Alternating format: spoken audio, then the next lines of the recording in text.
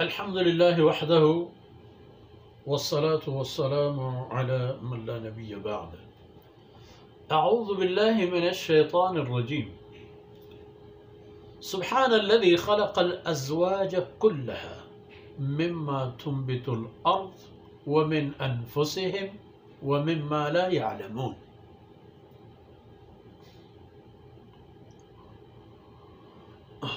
وآت لهم الليل نسلخ منه النهار فإذا هم مظلمون. سبحانك لا علم لنا إلا ما علمتنا إنك أنت العليم الحكيم. رب اشرح لي صدري ويسر لي أمري واحلل عقدة من لساني يفقه قولي واجعل لي وزيرا من أهلي رب زدني علما وارزقني فهما. ثم أما بعد. گرامی قدر بھائیوں، بہنوں اور پیارے بچوں،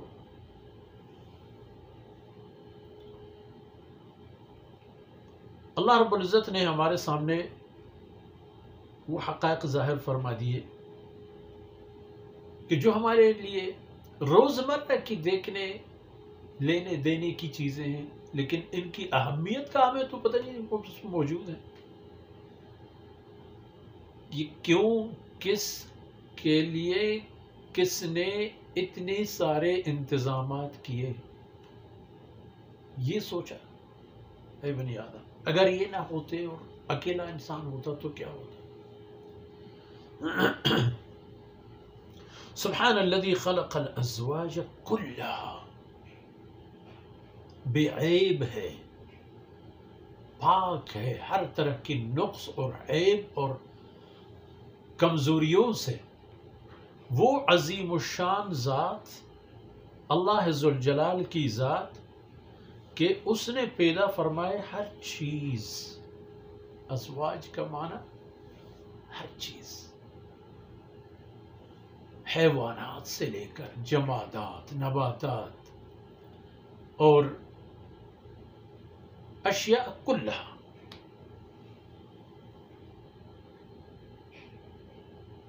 خلق الازواج، ہر چیز کو، چونکہ عموماً ہر چیز کی دو صنف ہوتے ہیں، میل اور فیمیل یا مذکر و مؤنث کی تشریح جو کر دیں. ان سب کا خالق، بنانے والا اللہ ہے. اور یہ تمام چیزیں چاہے وہ ہوں جو زمین سے پیدا ہوتے ہیں، مما تنبت الارض، معقولات، مشروبات،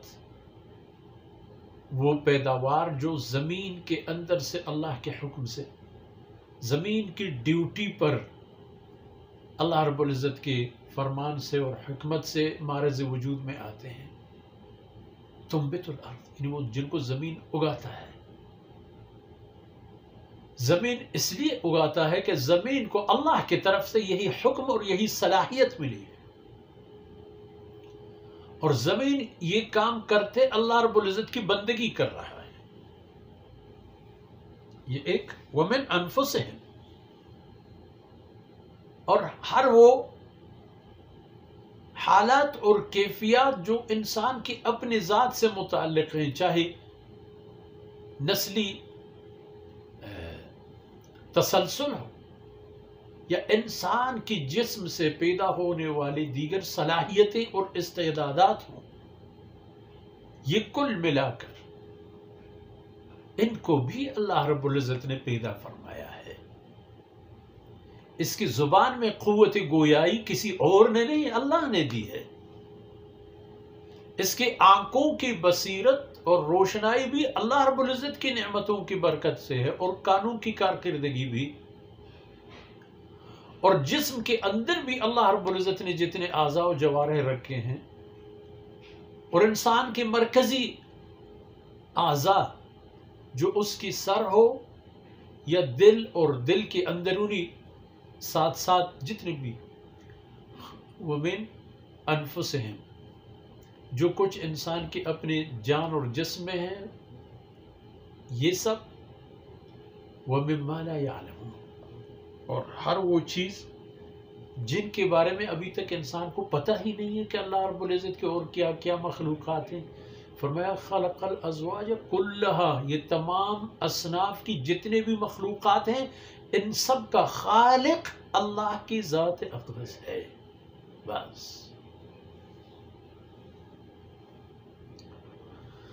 تو پھر اور انسان اور نشانیاں بھی دیکھ لو، صرف یہ بات تو نہیں ہے. وآیۃ لہم اللیل، انسانوں کے لیے ایک اور نشانی رات کی تاریکی ہے. نسلخ منہ النہار، فرماتے ہیں میں اس سے کینچ نکال لیتا ہوں سورج کی روشنی کو، فاذا ہم مظلمون. دیکھ لیجئے کہ انسان تاریکی میں ڈوب جاتے ہیں. پورے کائنات میں ایک ہی چادر.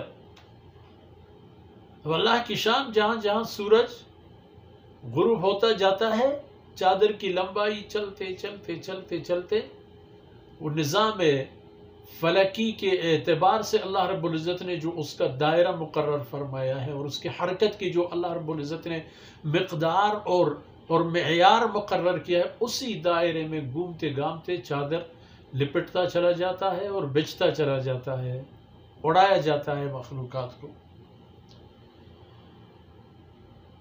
تو یہ سب نشانیاں ہیں اللہ کی قدرت کی، اور پھر بھی تم نہیں سمجھتے ہو، اندازہ نہیں کیا ہے بنی نوع انسان تم نے.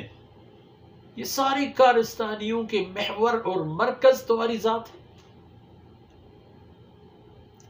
اور اللہ رب العزت نے کائنات میں جو حیثیت اور مقام دیا ہے بنی نوع انسان کو،